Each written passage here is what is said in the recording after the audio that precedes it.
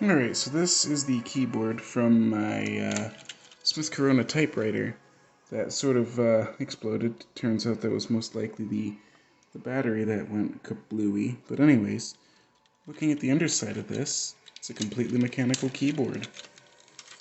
I mean, just look at this. So what it's doing is it's using these little contactors that are tripping to the plate.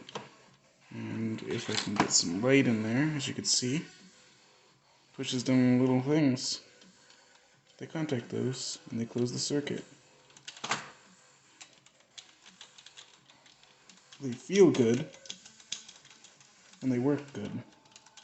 It's like a typewriter.